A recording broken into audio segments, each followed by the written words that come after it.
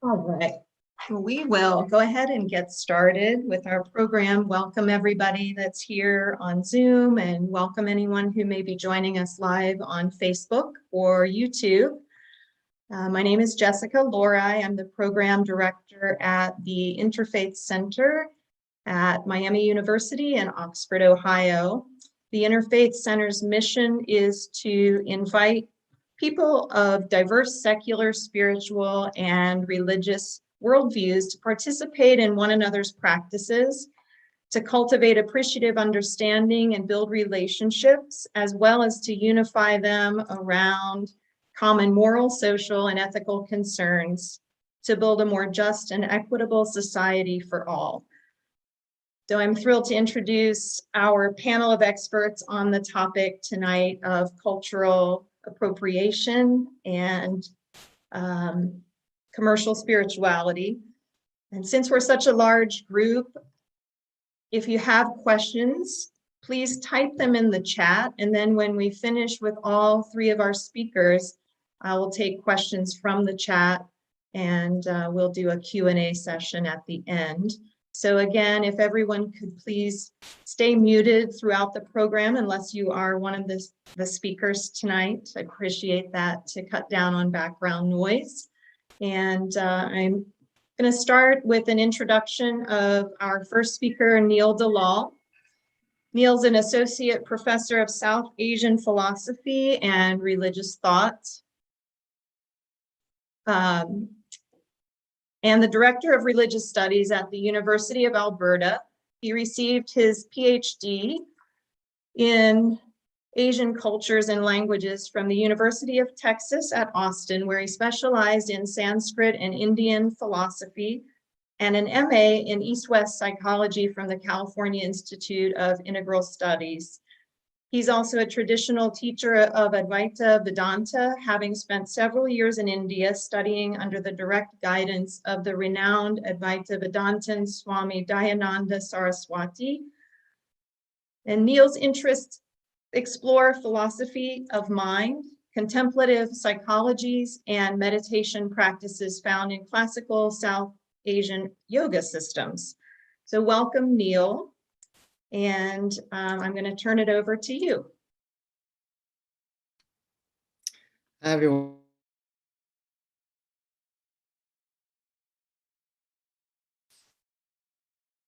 Neil, you are muted. Sorry about that. Sorry.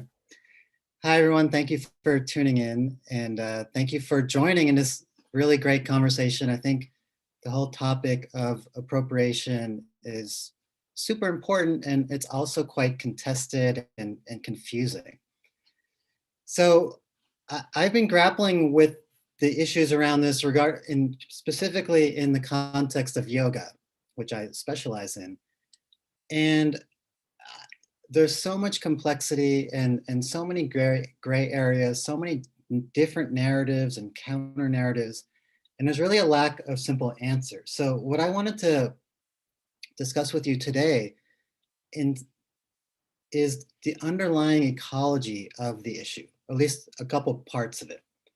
Because what happens is oftentimes I work with yoga teachers, or I teach, like help teach in yoga teacher trainings, and teachers and students are asking me, so what should I do? You know, should I say namaste at the end of a class or not? Or should I do this or should I do that? And those are really important questions, but they don't target the underlying issue. So we have to have a kind of, what I'd say is a yoga of knowledge before we have a yoga of action. So we have to understand it better.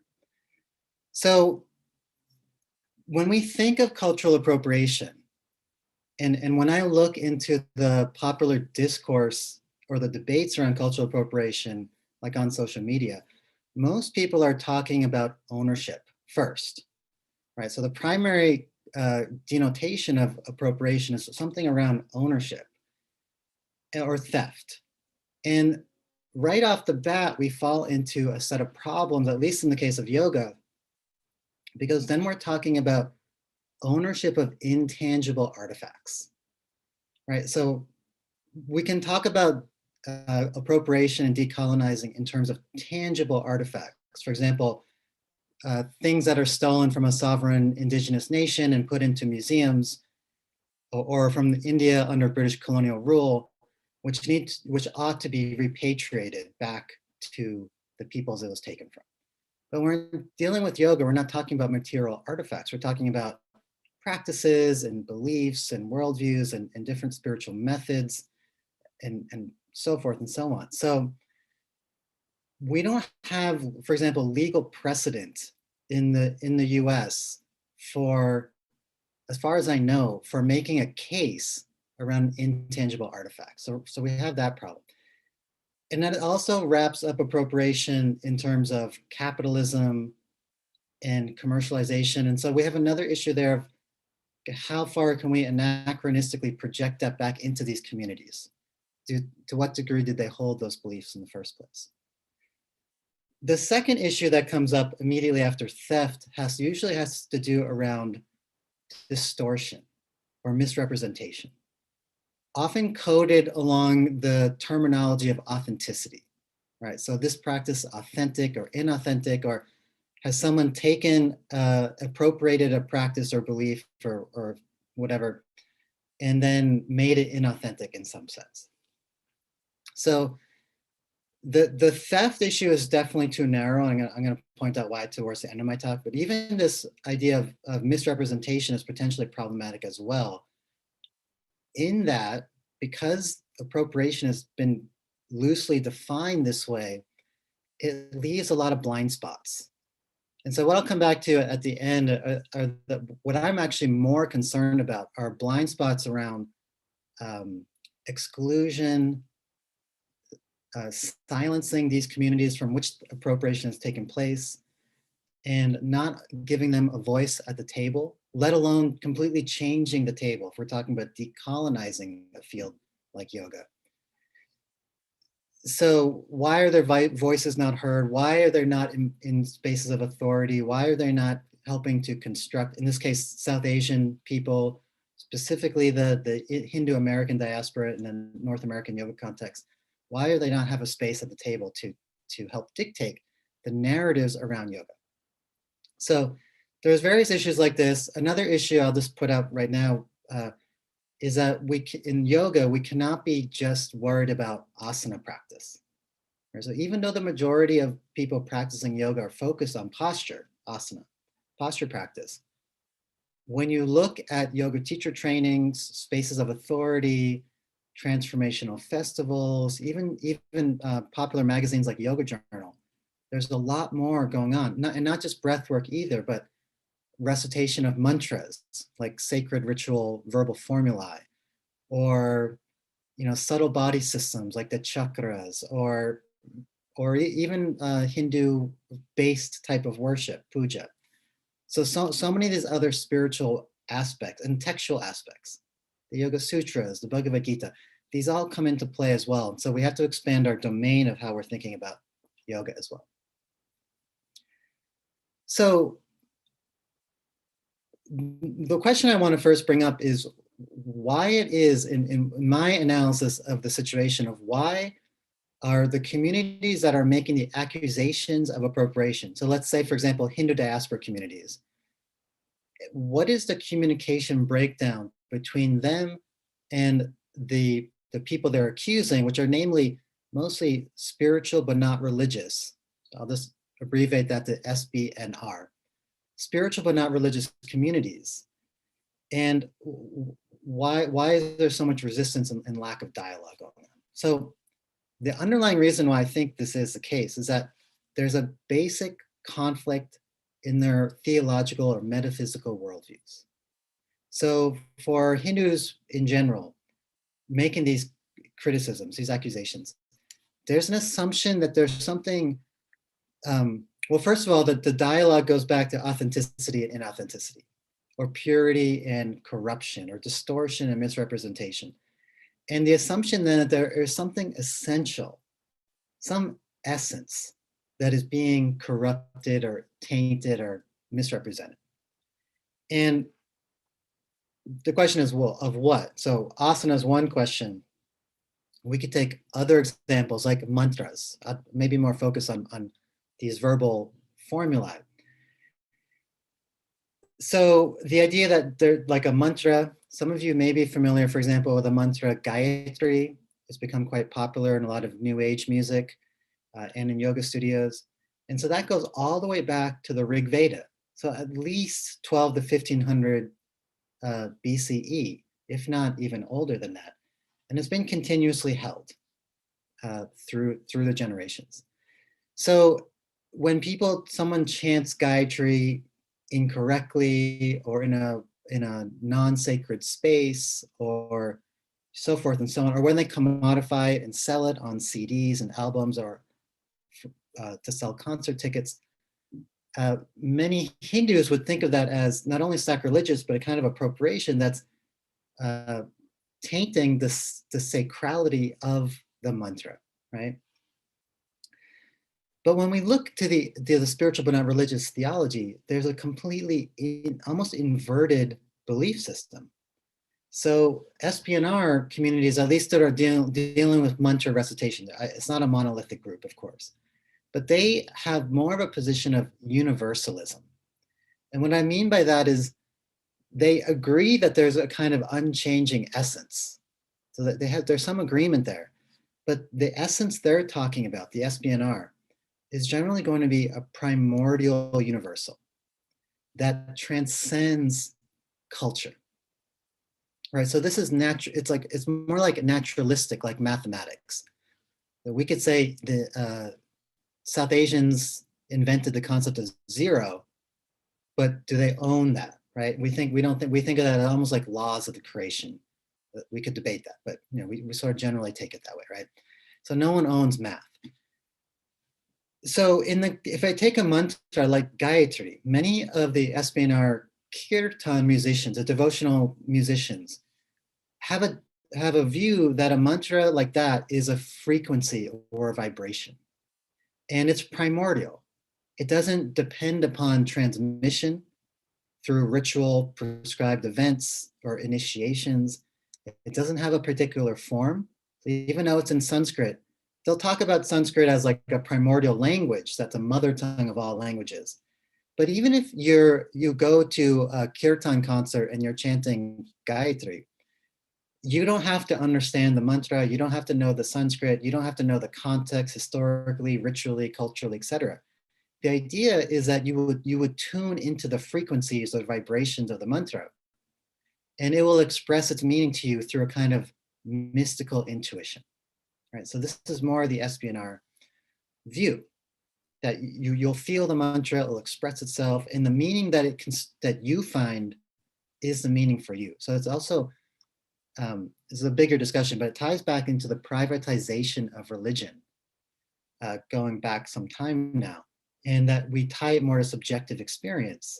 And that's a kind of a pillar of spiritual but not religiosity, right? Individual syncreticism, individual authorship. I create my own spirituality, and it can be very eclectic. I can choose from wherever I want. I can interpret however I want. I can practice however I want. So there's a freedom, but that freedom comes at a cost with appropriation. So just to summarize this little piece here, if the SPNR holds that view, then it excludes the possibility of ownership. Right? A mantra, for example, cannot be owned because it's not a cultural product. This goes to the same case with, for example, sacred indigenous songs.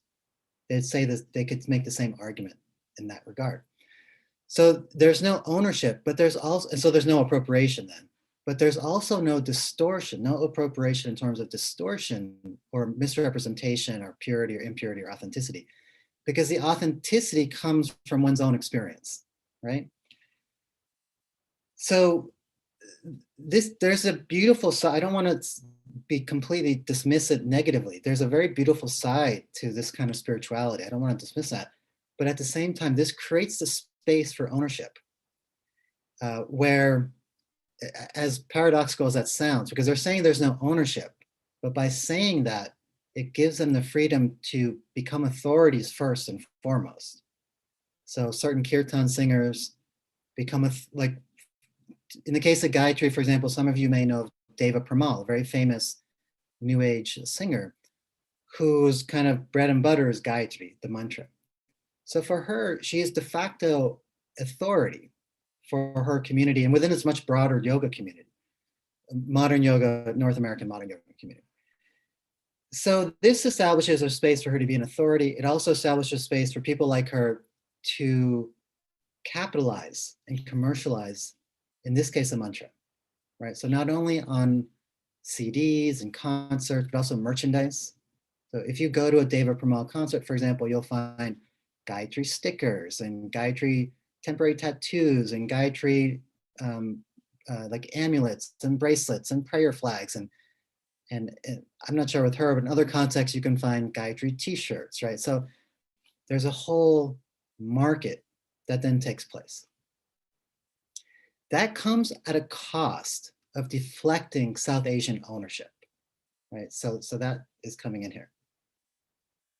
So just coming back to the dialogue, now you see the inversion problem, the conflict, because they have a parallel lot, the Hindus and SPNRs, Hindu diaspora, have a parallel logic that there is an essence and there is purity and corruption of the essence, but they're seeing it completely different. For the traditional Hindu specifically, there is a sense that if you chant Gayatri in this case incorrectly, because that's a particular meter, Gayatri is actually a meter itself. The mantra is called Savitri, and it has a meter, it has particular Vedic tones, it has particular places where you pause with your breath, and which is unlike anything you'd find in the Kirtan community. So for the Hindu, doing it incorrectly, doing it without transmission, etc., those are all corruptions of the mantra. But for the SPNR, it's the exact opposite. For them, that's all dogma, right? Being bound by text, by tradition, by culture, that's all part of negative dogma, which they're trying to be free of, right? That's the individualism.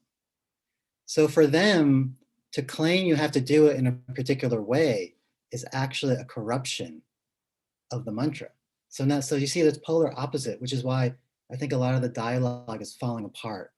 And there's denial from the SPNR community because it doesn't match their worldview of what is right and what is authentic.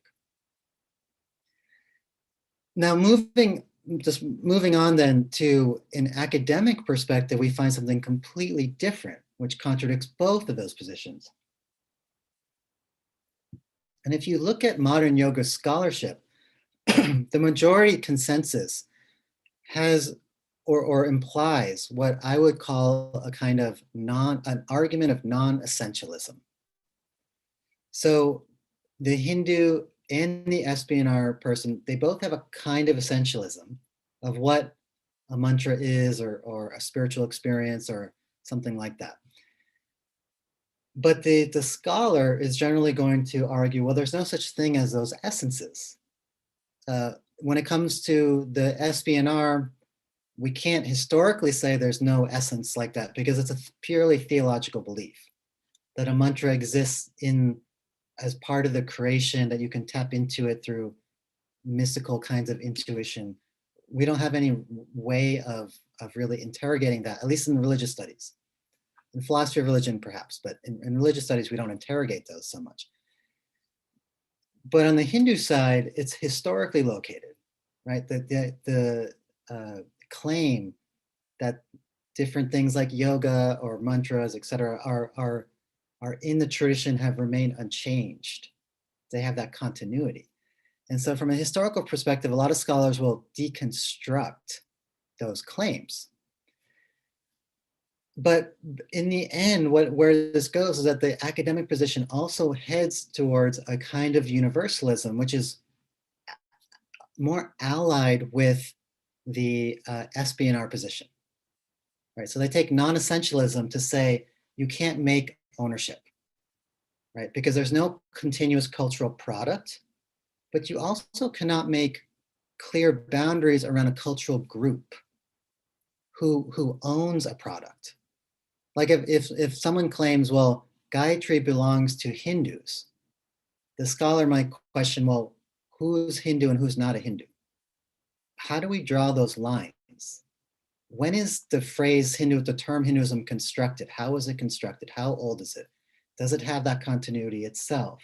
And when you make a line around who a Hindu community is, are you excluding people that should not be excluded? Do you fall into the very same problem you're making around appropriation and that I'm going to make around appropriation, around exclusion?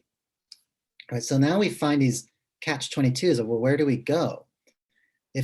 Because the other thing that comes up with the academic perspective is that the very notion of authenticity itself is a construct. So we have these kind of a trifecta of dilemmas here. And the question is, where does that leave us? Does this leave us with appropriation being neutralized? And so just in the last few minutes I have, let me say why I don't think that's the case. I actually think a lot of academics are scholars in this field, at least, they're aware of appropriation argument, but there's virtually nothing published yet. A couple of things that have come out in the past year, but the majority of the big name scholars won't talk about this. And it's not necessarily that they're denying it in a kind of fragility manner, but that their academic perspective a priori disallows the possibility of appropriation. They don't think it's a real issue for the most part. There's a lot of other things entangled in that as well, which if we have time, we can talk about more. But let me say why I think that view is short-sighted and uncharitable. One, the academic view is now being weaponized by SB&R communities to deflect appropriation. So I think that's a problem when our research gets weaponized in a way that the academics didn't want it to be. But more importantly, it's overlooking a set of other issues, which I mentioned in the beginning, around extraction, exclusion, representation, and voices. And how that functions is in part through another big theory called Orientalism, which some of you may be very familiar with. But the argument, the theory, is that SB&R communities have a nostalgia for the ancients. And they want to embody the ancients. They want to tap into that knowledge, and they view themselves as kind of a renewal of those ancient teachings, ancient wisdom. But in embodying, so they have to embody this kind of constructed ideal of the Oriental other, like the ancient Indigenous person or the ancient Vedic spiritual person. But when they do that, here's the problem that comes up, is that to embody that construction of the other entails that they disassociate from those same contemporary communities. So it's very difficult for those communities to be in touch with actual South Asian Hindu diaspora people in North America, or actual Indigenous communities, or actual Asian Buddhist, etc. And so this creates, why is that? In part because it threatens their authority, and it threatens their sense of authenticity. And so by keeping the community away, they can better, I'll finish up in 1 minute, 2 minutes. By keeping the exotic other othered, then they can do things like dress up in headdresses, or put bindis, or face paint, and or the sort of more subtle associations like wearing malas on the wrist and so forth and so on to claim these sorts of identities. But what happens by doing that, by trying to embody the other, it actually exacerbates anxieties of authenticity and imposter syndrome, which then creates a further wedge to stay away from those communities, because interacting with living South Asians, in this case, deflates that construction. So we really have to look into this deeper ecology and how this leads to problems like paternal stewardship, and is that extraction of these practices, morally acceptable? And how do we bring these other communities like South Asian or Indigenous people to the table and put them in leadership roles where they can start to help dictate the way we think about all of this? So I'll stop there, and we can continue the discussion. Thank you very much. There's so much to all of this. It's fascinating. And We are going to keep moving along. Our next speaker is Jerry Neri of the Inde and Dine Nations. Jerry spent the first 12 years of his adult life in active U.S. military duty. He also served as a board member for the nonprofit Village Green Foundation for 5 years. And as an Indigenous activist, Jerry has spent time responding to calls to action in Standing Rock, Flint, Michigan, DC, and many other places, and was instrumental in the abolishment of Columbus Day and the creation of Indigenous Peoples Day in the city of Cincinnati. He is a member of the Anti-Racist Coalition in Cincinnati, working with organizations such as Mass Action for Black Liberation, Ohio Justice and Policy Center, and the Intercommunity Justice and Peace Center. Jerry is currently the executive director of the Greater Cincinnati Native American Coalition. And I'm going to turn it over to you, Jerry. Thank you very much. So I'm going to speak specifically and directly about appropriation of Native American spirituality and religion. And this applies to all cultural spirituality and religion in one way or another. And I think that this is important.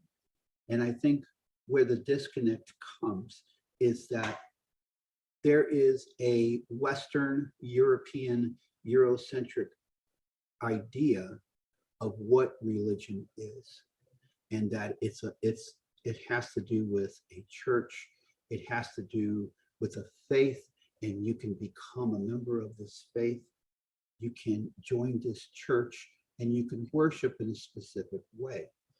And even though a lot of Europeans and non-native people, even though they want to distance themselves from their own religion or their own faith for whatever reasons, at whatever time, they feel that they are entitled to shop around and find another faith or religion that suits them. And that a lot of Native American, what they call Native American spirituality, Native American religion, that fits their bill.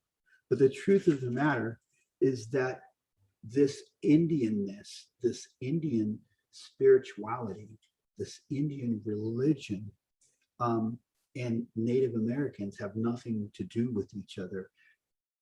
And as someone else wrote, the only thing that they possibly have to do with each other is maybe the constant exploitation by mainstream society.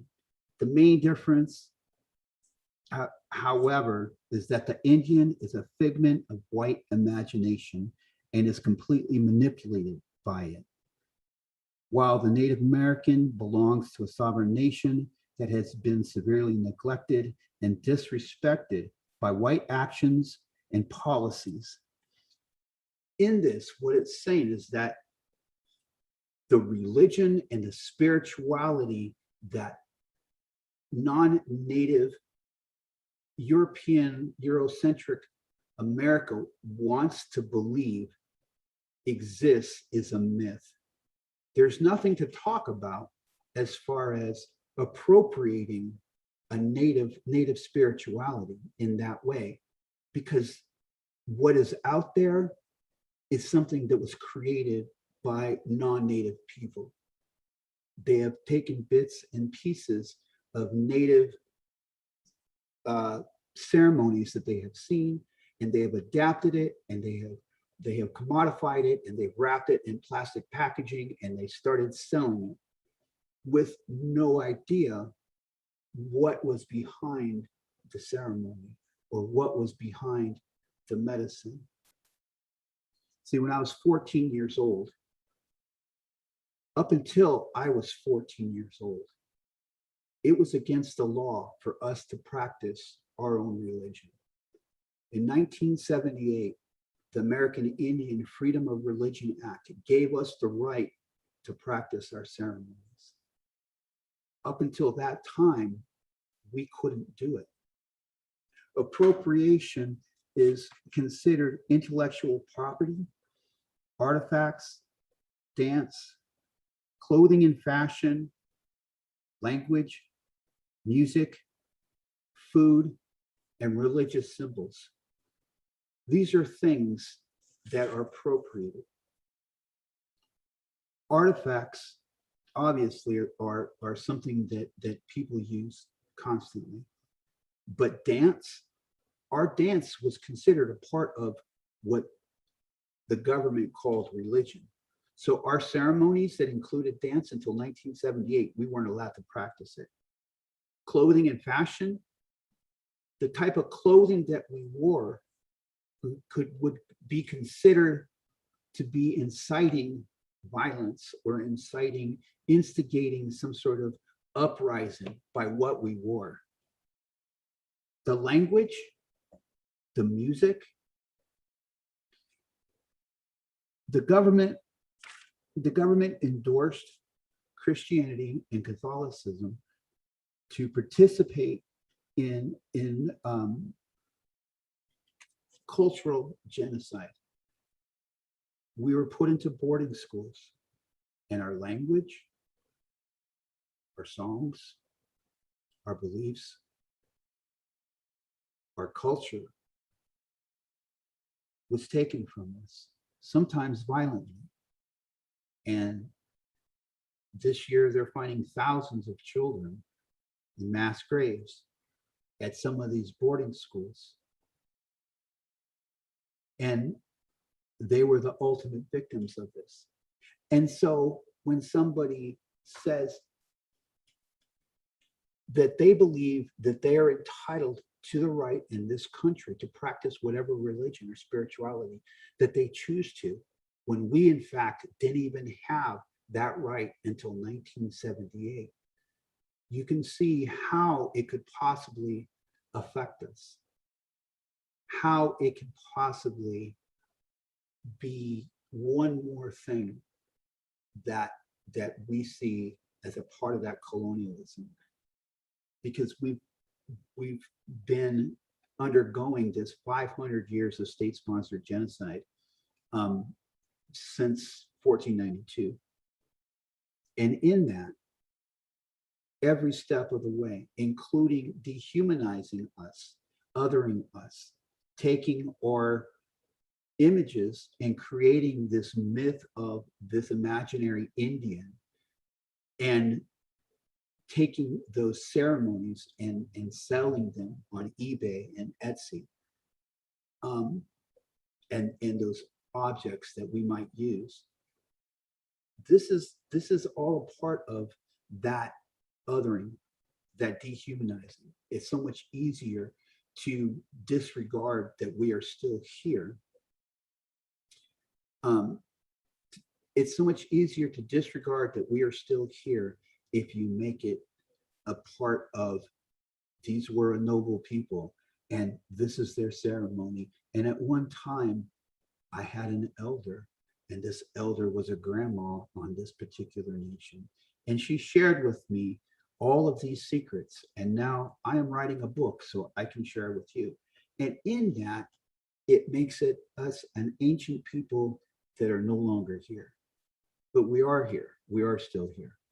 And in fact, a part of that is that our beliefs have nothing to do with either spirituality or religion. Both of those are colonial constructs which didn't exist until colonialism hit here.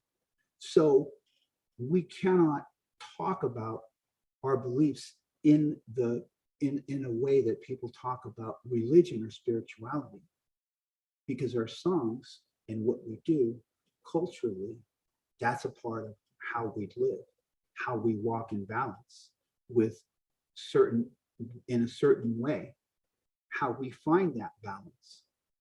And a part of that balance is not being a part of that culture, being a part of that colonization which tried to destroy us, because that is not in balance. So you cannot be a colonizer and walk in our way and be in balance. It would be impossible. You can participate in our ceremonies if we invite you. You can watch them if we invite you, but you cannot run these ceremonies or sell these ceremonies or talk about these ceremonies, because they are not yours to give away, for you to share, for you to commodify and make money from. So this is all of this is important in the way that there is a misunderstanding that people feel that they have that entitlement because it is something that they feel they understand. I cannot talk to, I cannot speak to what it is like to suffer as someone other than an Indigenous person. And the way that, in the way that I have suffered, in the way that we all have suffered, is unique to our experience. But because I cannot describe that, I cannot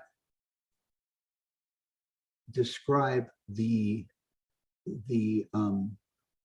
generational trauma that exists within me. I cannot describe that experience. And I think that's something that everyone can understand. My ancestors, my mother, my grandmother, on down through my family, they experienced generational trauma, which was passed through the womb. In that, I can't experience that thread that connects me to my ancestors, that kept us alive, that kept that belief and that culture alive in us. I can't share that either. And so there isn't a, academically, someone can read about it, academically, someone can learn about it, but they don't have that experience because that thread isn't there to their ancestors and to that past. So I respect and have a great deal of respect for those people who have been able to document some of these things and help us rebuild our communities, help us relearn our languages, because the devastation will never recover from the amount of devastation that happened to Native American and Indigenous peoples.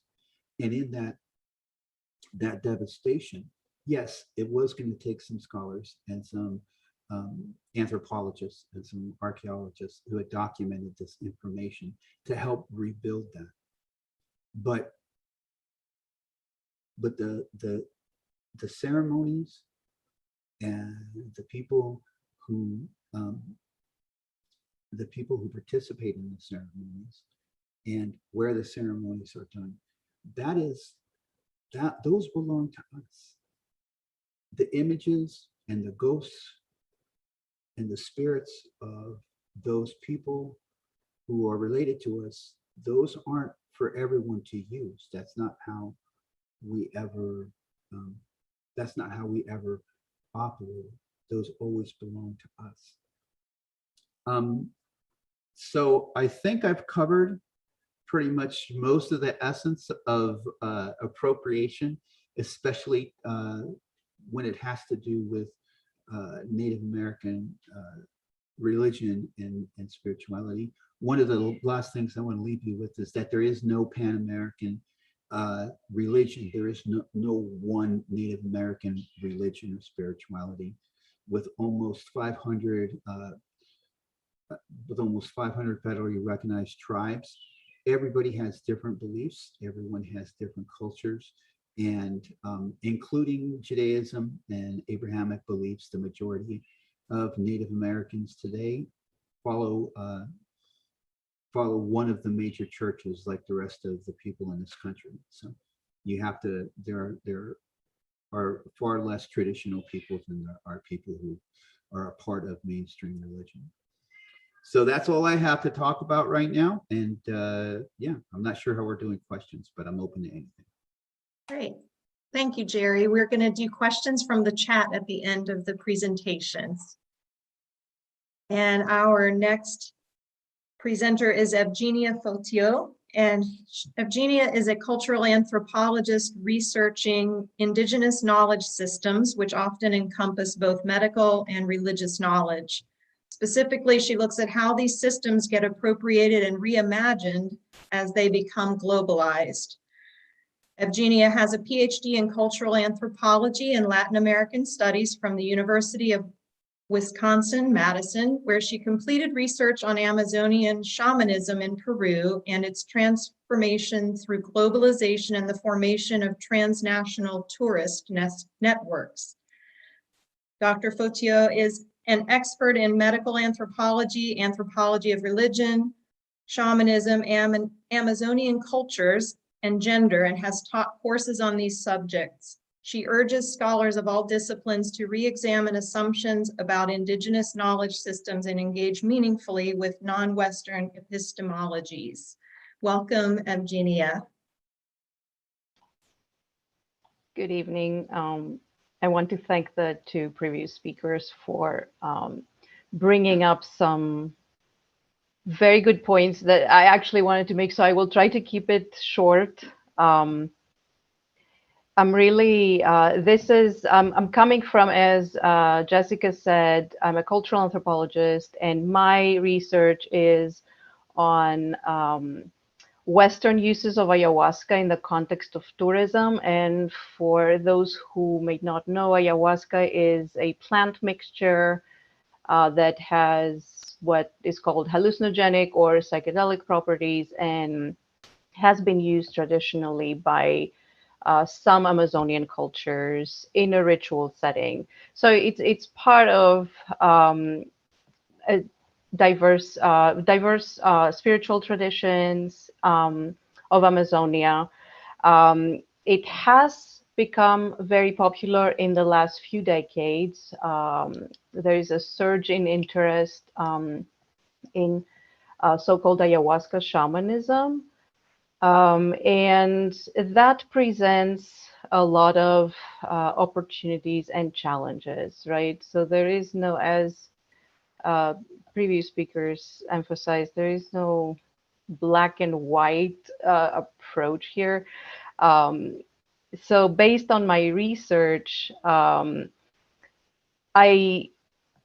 found that there are opportunities for intercultural translation. People come in contact with these traditions that are very different from their own, right? They're part of a wider worldview, I should emphasize too. They're not just tools, because in the case of substances like ayahuasca, what I've seen a lot is that what tends to be appropriated is the substance itself. So you have, whether it's tourists or people who lead ceremonies or rituals in other countries using ayahuasca, what tends to be appropriated is the substance, and then a lot of the context, the traditional cultural context, gets lost in translation, if you will.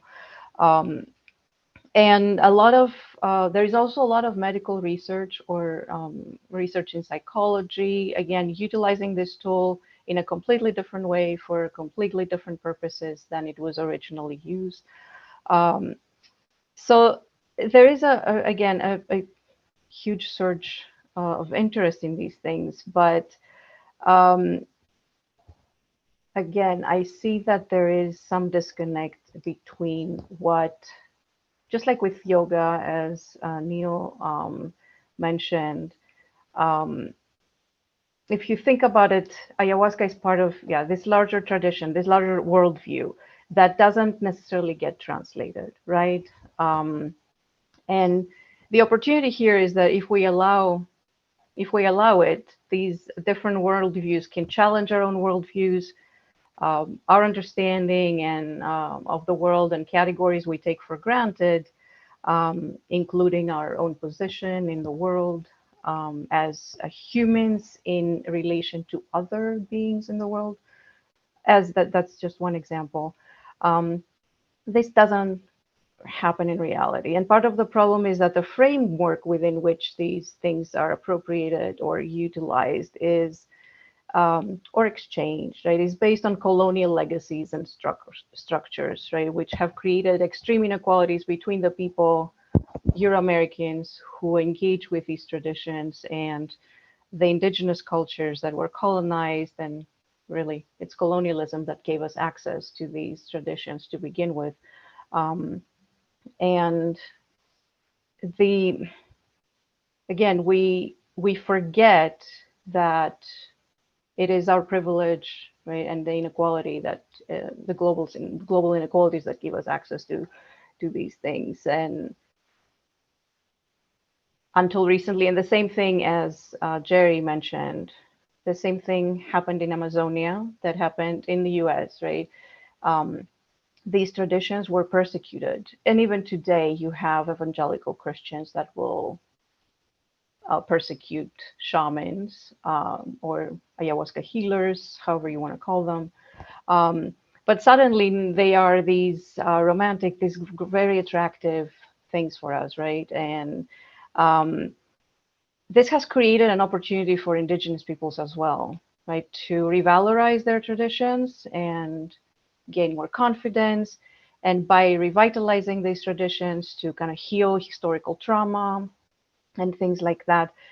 But a lot of what happens because of the monetary value that these rituals have, and even just the ayahuasca as a substance itself, if we can call it that, most of that is marketed to Westerners, right? And it's usually marketed as a tool to achieve things like healing, wellness. Sometimes even, I've heard of retreats like corporations have to enhance productivity and things like that. All of this, again, is within and from a capitalist framework, right? And it's not challenging that framework, but it's reinforcing it. So this is what I challenge people to think about. Okay, when you are engaging in this, are you reinforcing or challenging the current structures? So that it's the same thing with scientific interest in these things. So there is an interest to use these tools or substances to fix or heal things like anxiety, depression, which are symptoms or the result of, again, these exploitative capitalist structures we live in. And unfortunately, as Neil said in regards to yoga, until recently, there wasn't a lot of discussion about how do you use these things to challenge these structures, because we all seem to be on the same boat, right? Like the people who are seeking these things suffer from the same structures, right? And they seek these traditions to heal something. So I think that if we want to bring meaningful, lasting change, when we engage with these knowledge systems that were previously marginalized, we must not forget this, right? We need to let our basic assumptions and structures to be challenged, right? And not reinforced. And think about it, like, is what I'm doing reinforcing or challenging these structural inequalities? So again, I want to emphasize that a big problem that I see is that when these tools are taken out of context, we forget that they are part of a larger knowledge system. And so anything that might be like the more spiritual aspects, like it's exactly what happened with yoga, right? The more spiritual aspects, the more threatening aspects, in quotation marks, are often dropped, right? And they're utilized more as tools, which is something that is what is problematic here, right? Because cultural exchange, if it happens between equals, it shouldn't be problematic, right? But the problem is, and where all these issues and conversations happen about authenticity and distortion and all of that, is because of these colonial structures that have created what we are living in today. So yeah, I will just, well, if you want to know, because someone might ask me, so what do you think is the solution? People ask me that. So um, there is no band-aid for this, and there is no easy solution. And this, I joke about this a lot, that nobody likes anthropologists because we never suggest easy solutions that can be implemented tomorrow to fix anything. So the solution for this is to fix the inequality that is responsible for the suffering that of indigenous populations, as well as the peoples who seek these traditions, right? And then we can start to exchange and communicate on an equal level. So I will just leave it here. Beautiful. Thank you. Thank you very much. We do have some questions in the chat, so I'm going to just get started with those. The first one is, it says, question for all the speakers on the panel. So if any of you have answers and you want to jump in on this one, feel free.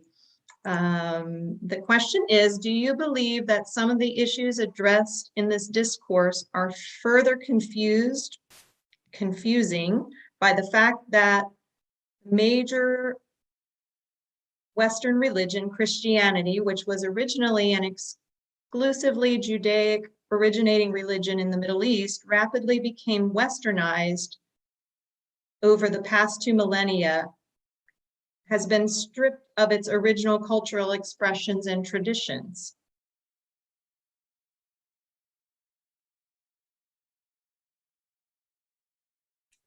So my question, I suppose, is who has stripped Christianity of its cultural, of its expressions and traditions? How long did they last, and when did this start happening? I mean, if you look at even Catholicism and Christianity in other countries, if you look at Mexico or Guatemala or Honduras, the expression of those beliefs by the indigenous people or by the people of that country is different than American Christianity, American Catholicism, where you have a Eurocentric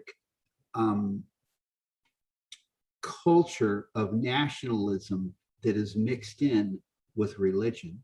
And this comes from a position, I believe, when you look back to those people that came over here from Europe at the time.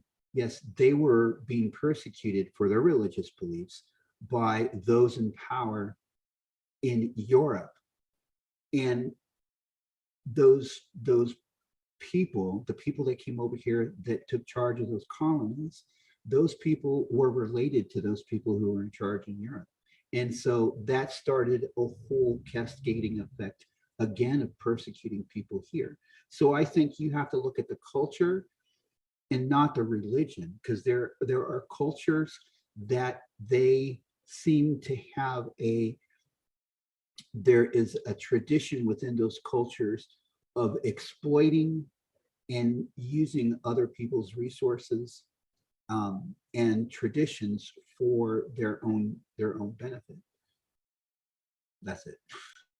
Thank you. Would anyone else like to chime in on that, or we have more questions? So Neil? I'll say something quick. I think it maybe a different way to question is to consider, in what ways is Christianity complicit with colonialism and capitalism? Whether the issue is a Christian one and from the cultures Christianity comes out of, or whether it's more about colonialism and the capitalism and all the extraction.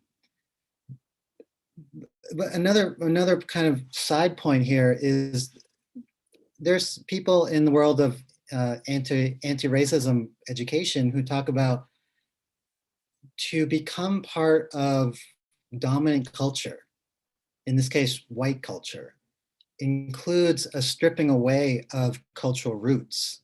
in order to be a part of the dominant culture. So when we come to non-white communities, there's a big gatekeeping obstacle because on racialized lines, they're not allowed into that. But people of European descent can do that and then let go of their roots. Whereas I was born and raised in the US, but I'll still regularly get the question of where are you from, right? Because I'm not American by default, even though I am American. So there's something to inquire in that too, like why is European cultural roots getting stripped? I'll stop there. Thank you. Evgenia, would you like to weigh in or? I'm definitely not an expert in Christianity, so I don't know about the European roots of Christianity. I know for sure that there were native religions in Europe when Christianity arrived, right? So which were also extinguished or erased in some way, with some elements appropriated and becoming part of the dominant with the local flavor of Christianity.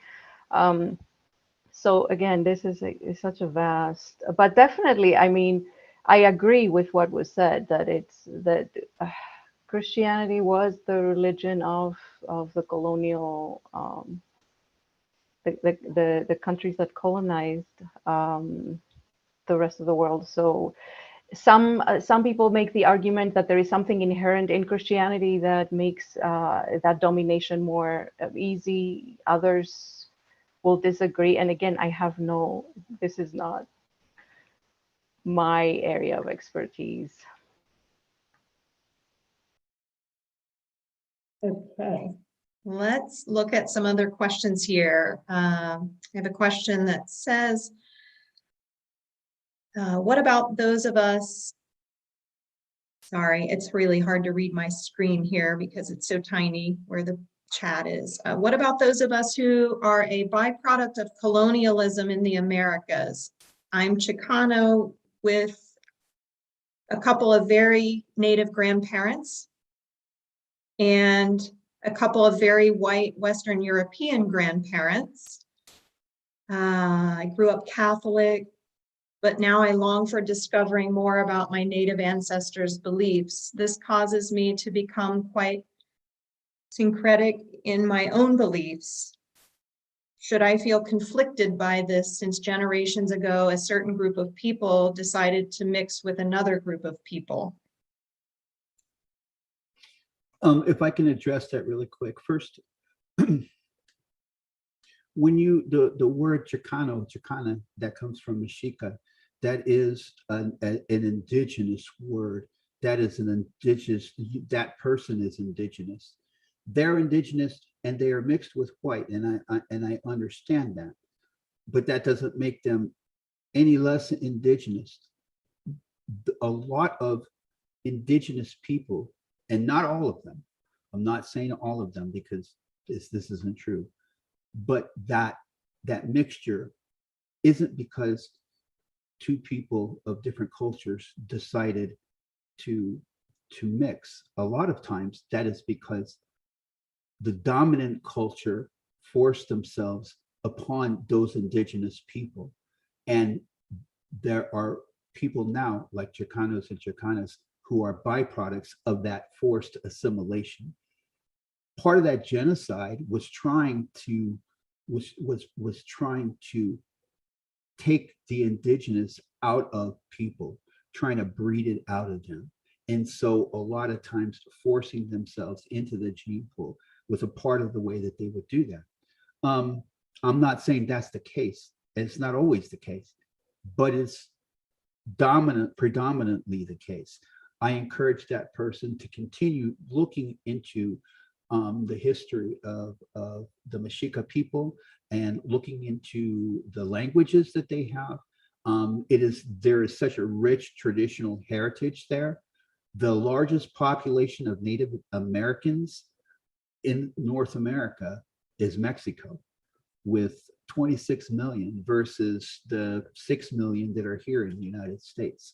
So I hope that they're able to find that, and I encourage them to continue to try and research that. Thank you. Victoria, are you still with us? You can unmute yourself. I see your chat question here. Thank you. I was the one that asked that question about the colonization and Christianity, and it was hard for me to formulate in writing. So I just wanted to thank you for the opportunity to ask it live. Essentially, what I'm sort of driving at, and I actually have another few questions that are related to the same thing that I put into the chat. It's the question of how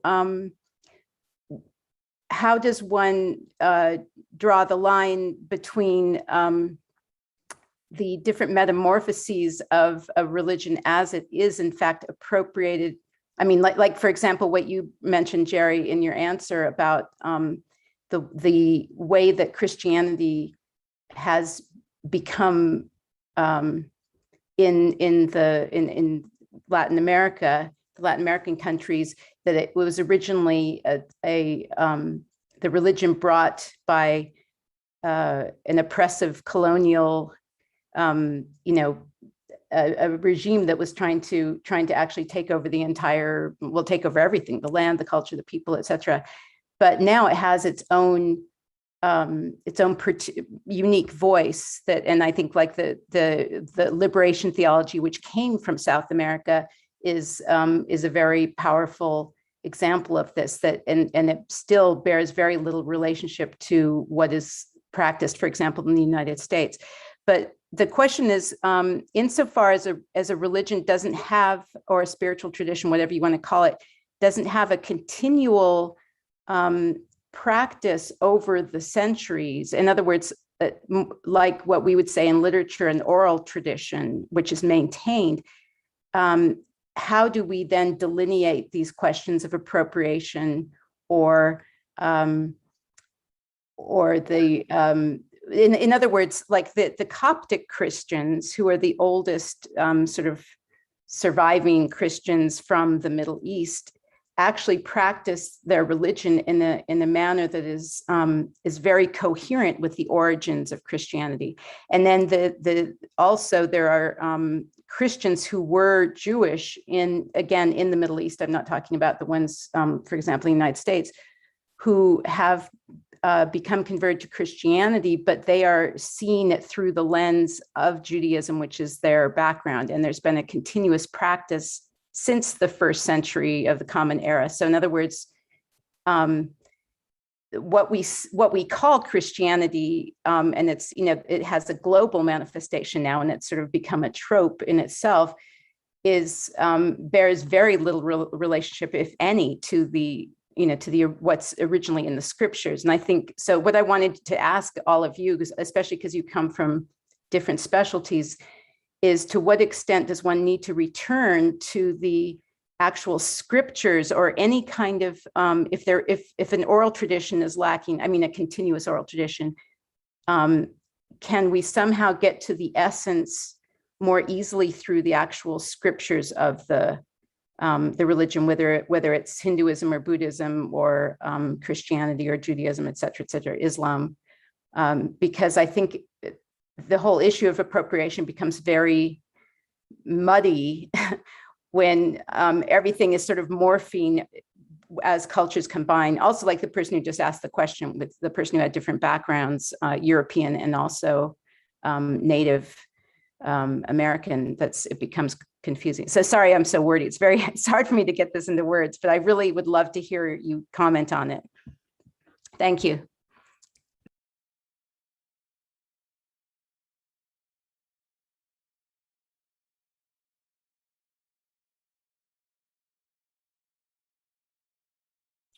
I think that the question that you asked is like tremendously multifaceted and complex. And the best way I could answer that is,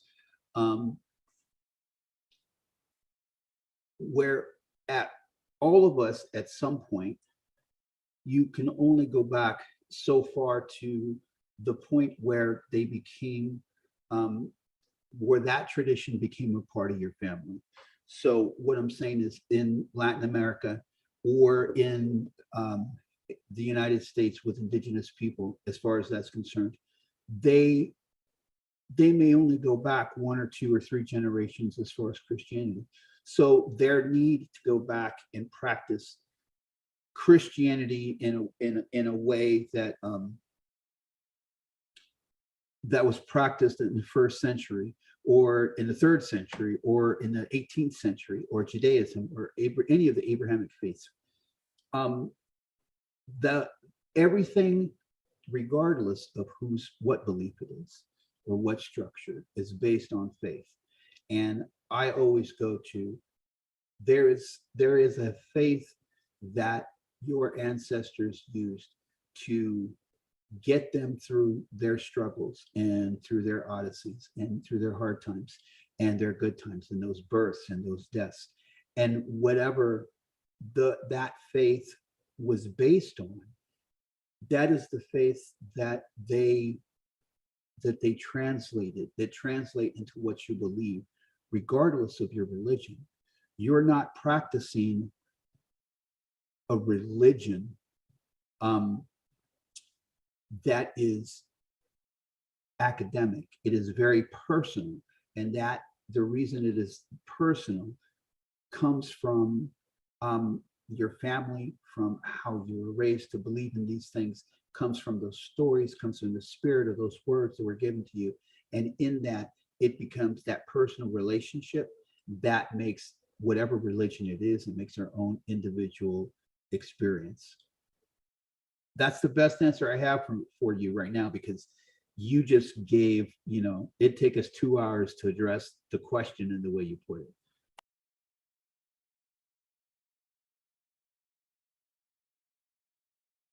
Thank you, Jerry. And thank you, Victoria. I have another question here. The question is, do you observe that the woundedness and imbalance of the culture, which became capitalistic, heteropatriarchal whiteness, predates Northern European occupation by the Christianized Roman Empire?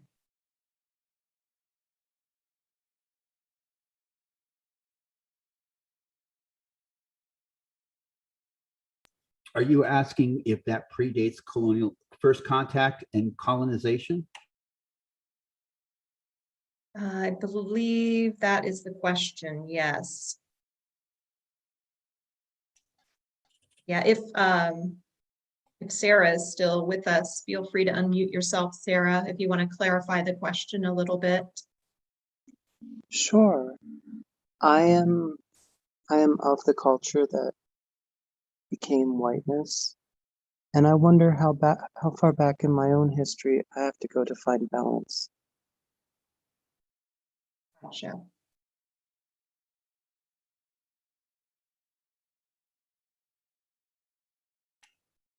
I couldn't tell you. Honestly, I mean, not being white, I don't know how far back you would have to.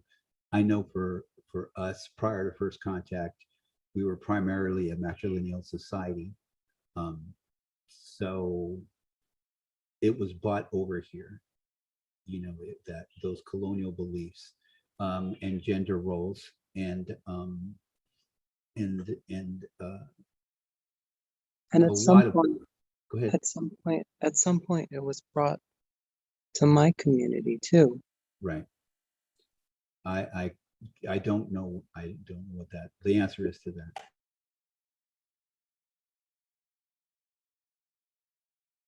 I think the problem with a lot of this, because it goes so back, we're going back to prehistoric times, and even with historic times, I mean, we see historical evidence through the lens of today, of our own experiences today. So I'm Greek. I was born and raised in Greece and came to the US for graduate school.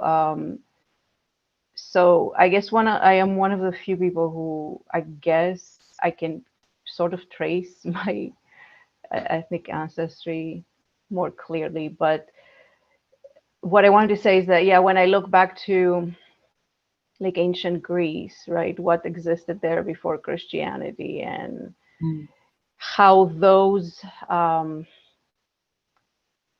cultural artifacts, or any art that has survived, philosophy and all of that, how it's interpreted. I see that it's interpreted vastly differently. And again, I think it has to do more with projections, our own projections, right? So it's really hard to know, because some people will look at like some ancient Greek stuff and say, well, it was very patriarchal, very oppressive to women, and others who will say the opposite, right? That it was actually much more respectful of women, that the women had much more power or influence than Christianity, that Christianity was oppressive. So again, I think everyone is looking to find what they what they need, and it's really hard to know. So I'm sorry, I don't have a better answer. Really quick, I'd like to say one last thing on that, and that is in what I believe, and I have no basis of this, is that the patriarchy and its effect is more cultural than religious. I don't believe Christianity or Islam or Judaism or any religion is in fact at its core a patriarchal religion. I believe the culture that adopted that used that as a excuse and a reason to further that patriarchy. Thank you. That's very insightful observations. I do have another question here. The question is, aren't the very concepts of appropriation and ownership in themselves contrary to the principles and tenets of all authentic spiritual traditions? Don't these proprietary claims contradict the very spiritual essence that they purport to defend? No.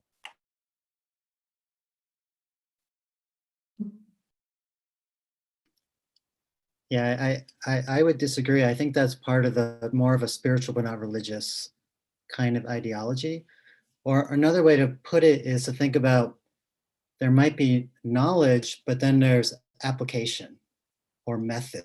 So for example, I teach in a tradition called Advaita Vedanta, and you could talk, we talk about oneness basically. And so you could say that's just knowledge, if it's true.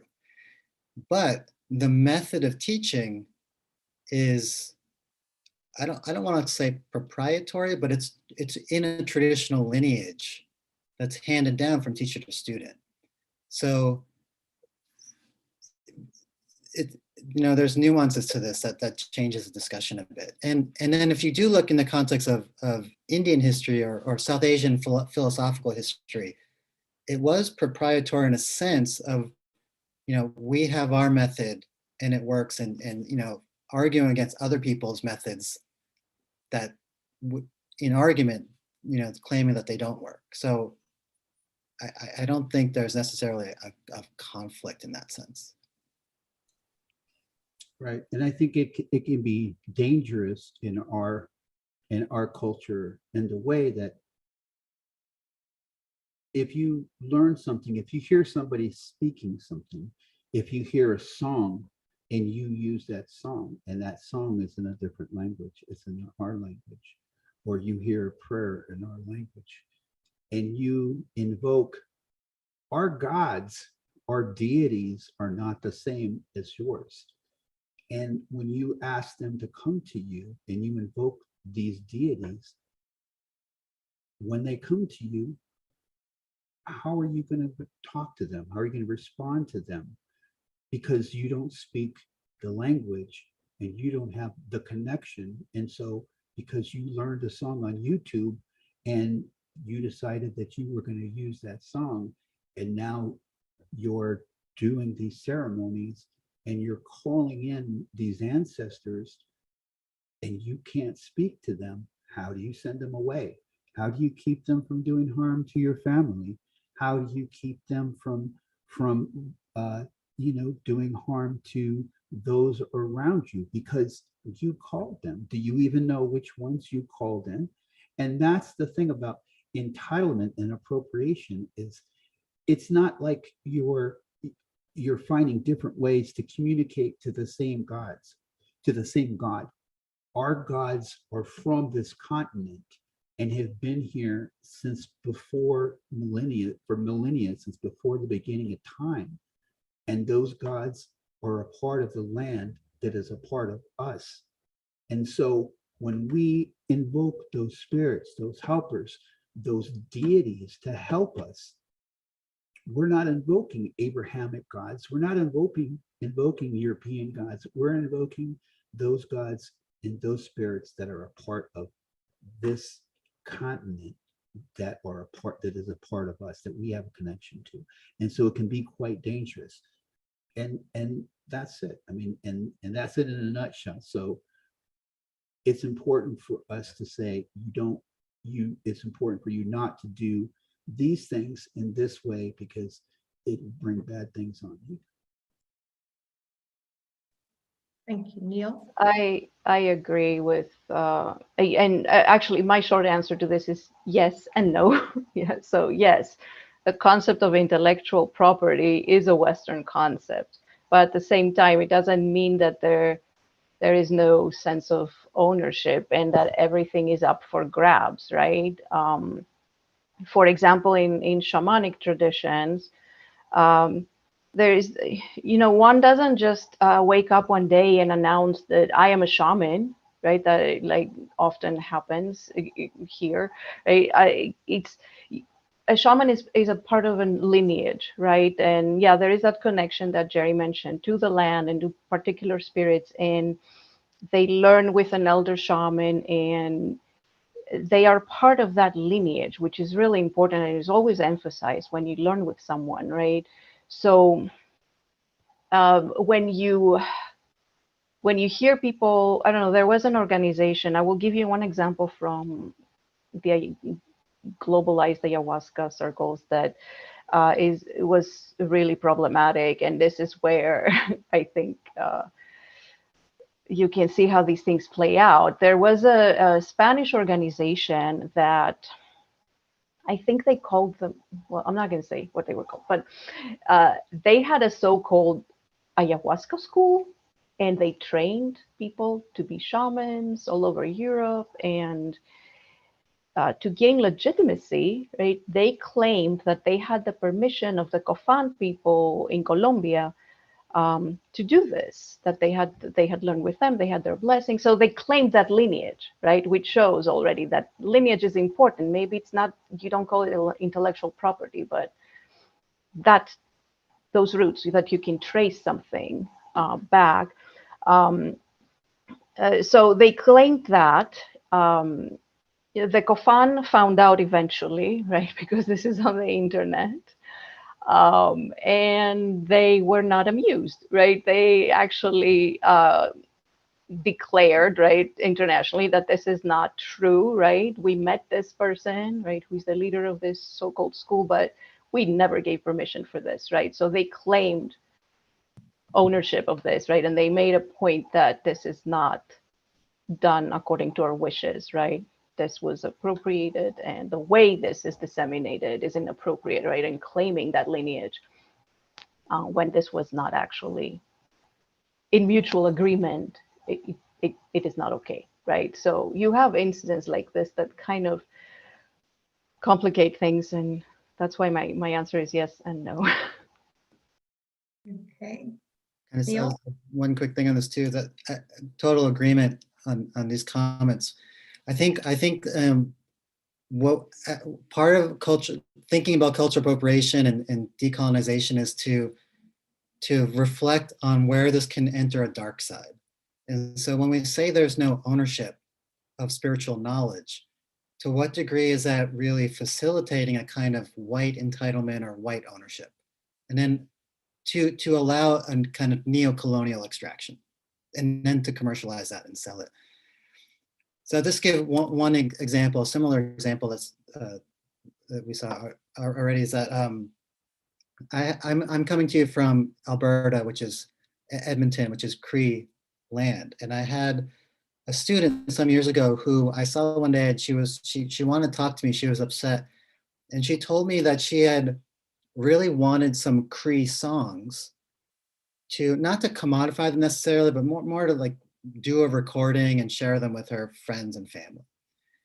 And she had gone to a Cree elder's home, and she said she brought him tobacco as she was told to do. I don't even know if that's really what you're supposed to do, but she asked him, and he refused. And so she was upset. She said, I don't understand. I came to him properly. I asked him nicely and respectfully. Why didn't he give me the songs? And I looked at her. I was kind of incredulous, because I said, you're upset about this? Like, you think you're entitled to those sacred songs? Did you think about what might be going, why should he give them to you in the first place? You're some random white woman coming in asking him. But did you consider that, he or his children may have been in residential schools, or that he's seen his culture, still under settler colonialism and whatever, all the horrible, horrific things that have happened historically and still going on today. So she was like, oh, I didn't think about that. And so when we bring in oppression, and I think when we're looking at Indigenous communities, it's of its own kind, because they're still under settler colonialism. A little bit of a different context with India, because you have colonialism, now it's post-colonial. And it's also a different context when we think about who gives permission for what. Kind of to bring in another element here, if one person, let's say a yoga guru in India or an Indigenous elder, if they give you permission, does that actually give you permission? Does that cover the community that person comes from? And then does that permission extend to the people that you might want to, let's say, commercialize or share that knowledge with? So it kind of brings up these whole issues, but when we bring in the oppression factor, I don't think it follows that these should all be free. Thank you. That brings a similar question that I've been pondering since we've been sitting here, is the South Asian teachers or gurus who are certifying Westerners to be teachers of their lineage in the West. And I think that's kind of what you were alluding to. And one could argue that there's a financial component to that as well. So I'm just curious if you guys have any thoughts on that specifically, with regard to a culture that's being marginalized, and how do you see that playing out in that particular situation? For example, Ram Dass is a good example of someone who went to India, came back. Yeah. Yeah, it's a great question. I have a lot of thoughts and no clear black and white answer. This is one of those gray areas. It's a tricky one, because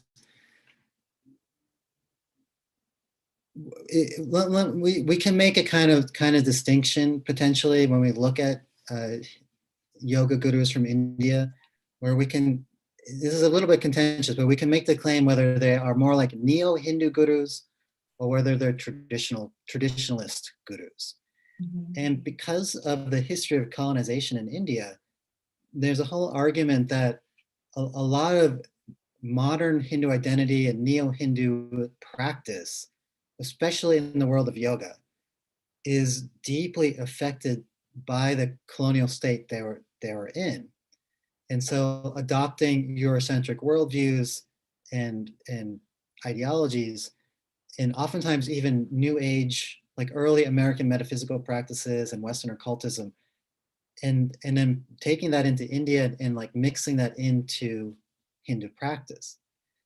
On the other hand, you still have traditional lineages that are to some degree affected by that, but in many ways, but it's largely still trying to hold a kind of more traditionalist perspective, and they have a long lineage of texts that go into a pre-modern period, for example. But how do you draw that line? And do those claims, can you make a claim that this, was Ram Dass's guru Neem Karoli Baba, was he a traditionalist or a neo-Hindu, and does that matter? And the other problem is there's a sort of disconnect where in my opinion, someone, let's say a Ram Dass, even if we argue on one hand that he's appropriating, I'm not sure whether to make that accusation with him or not.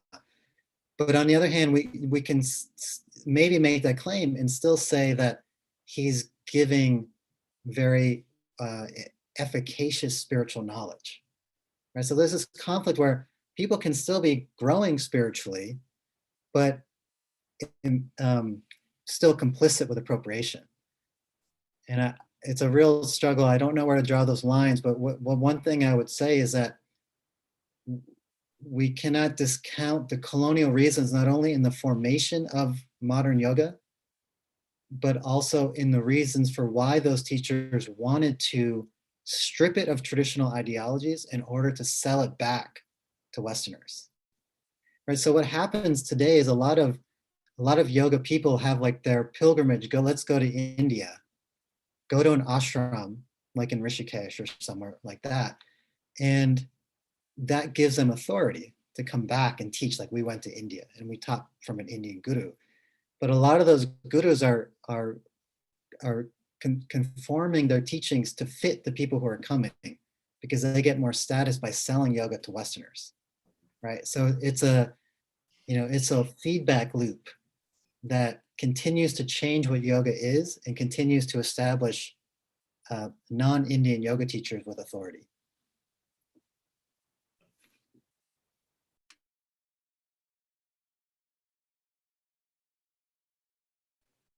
Victoria, did you want to follow up with a question?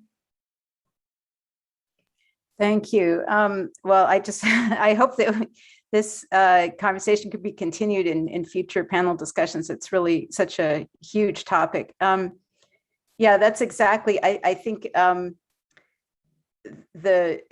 I was reflecting on all of this because I'm involved in a lot of different groups that are following. In fact, we're trained in the forest tradition, like the Spirit Rock teachers, for example. And I think that's very profound what you just said, Neil, because I think there is a kind of loop that takes place.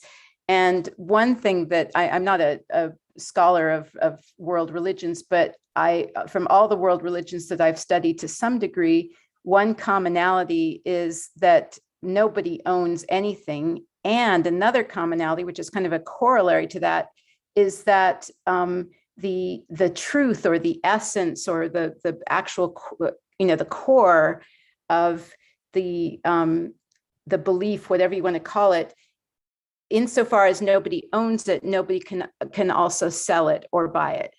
And so that then immediately eliminates this whole issue of appropriation and commercialization and these kind of, what can become insidious metamorphoses of what were originally pure spiritual truths for the sake of somebody's material benefit or fame or whatever the benefits would be. So I think in that sense, it brings it back to the when you talked about the spiritual but not religious, I think it would be great to have a whole panel discussion just on that term and what does it really mean and how do we.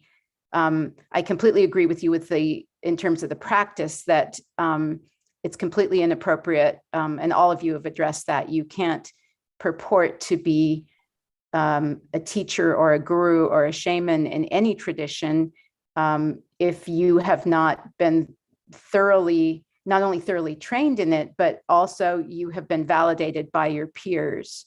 And that is something, again, I think that goes through all world religions pretty consistently.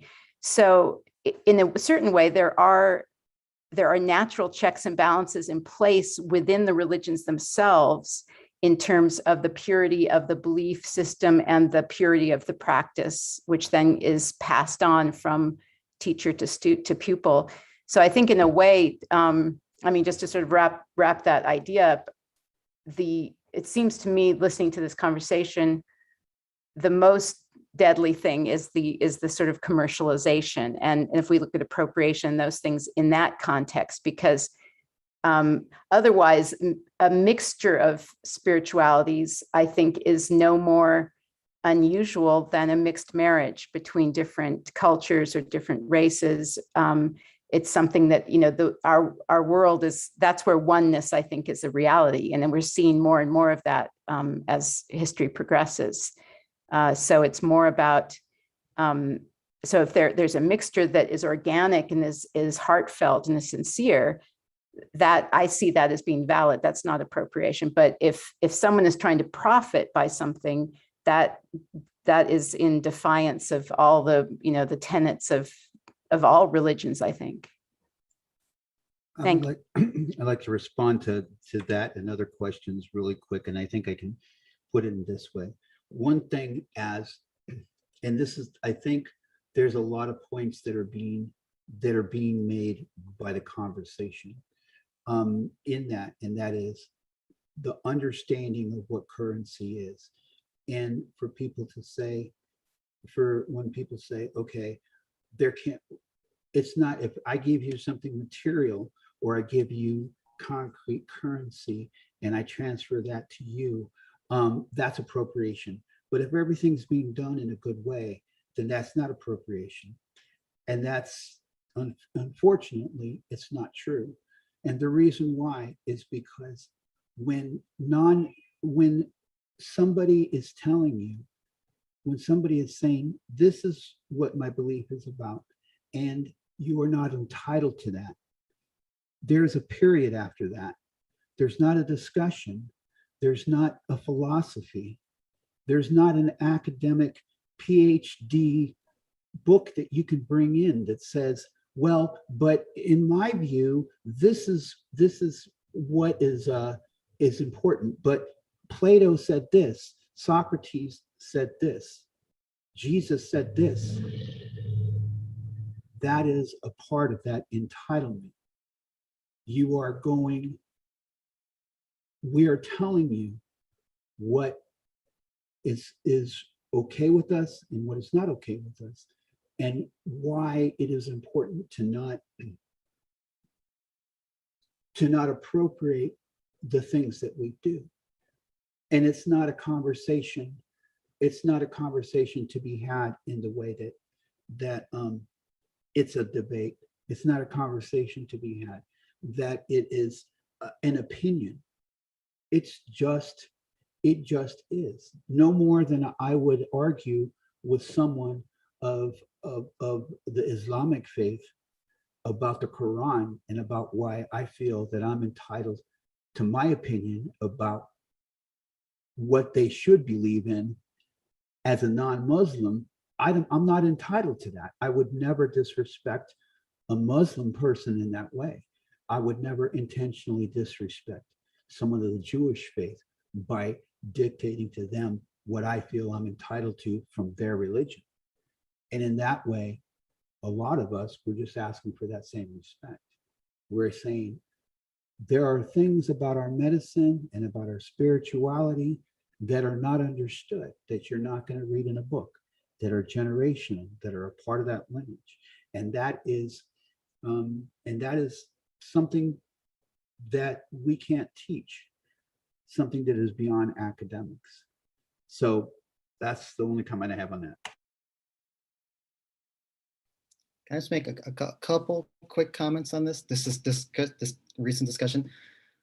One, I just want to say that we have to be really careful that we're thinking about impact over intent, because I'm charitably assume that most people who identify as spiritual have wonderful hearts and wonderful intention. So that's not the question. The question is, what kind of impact takes place in this broader issue of appropriation? Another point that's come up is this cultural translation or cultural hybridity. and especially in a globalized world, and whether that's equal exchange, like a collaboration or not. And I think we always have to be careful to question whether they're asymmetrical power differentials, right? So under colonial states or with indigenous communities, there's always a power differential. So is it really an equal exchange, or is it coerced in some sense? And the last point that's kind of been coming up here is the question of, can we even separate contemporary spirituality from capitalism itself? To what degree is it actually built out of capitalism? In terms of this neo-colonial extraction to construct modern spirituality from cultures that are not of European descent, but also when you think about what are the spiritual goals? Like, why are people doing yoga, for example? And how has the very goals of spirituality, contemporary spirituality, been turned into capitalist goals, right? Like self-care, for example, could be argued as a result of capitalism, or gaining better productivity, or spiritual goals like manifesting abundance, the secret law of attraction, all these sorts of things tend to fall back into wealth and status and comfort, or things of that sort. So are those capitalist goals? And what are the actual goals when you look in the tradition that hold entire knowledge systems together is a question then to consider.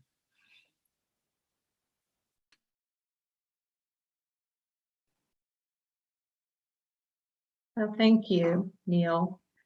And thank you, Evgenia and Jerry. We are winding up on our time here. So just want to say thanks. We're having this discussion, and I think that's really important, that all sides are heard, and that, we're making an effort to have a conversation. I think that's really, in some ways, all we can do around this topic, is to keep talking about it, keep looking at it from all different perspectives, and hopefully we can see it from, we can see it in a more clear reality when we're looking at it from all these different angles. So I appreciate everyone's input here, both panelists and participants. And thank you all so much.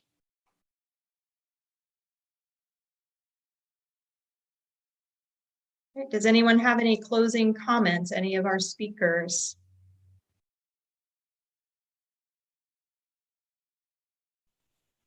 All right, well, everyone have a fantastic night. There will be a recording of this on the Interfaith Center's YouTube channel, as well as on our Facebook page. So if you want to share it with any of your friends, if you thought it was worthwhile, please do. And we'll see you all soon. Thank you.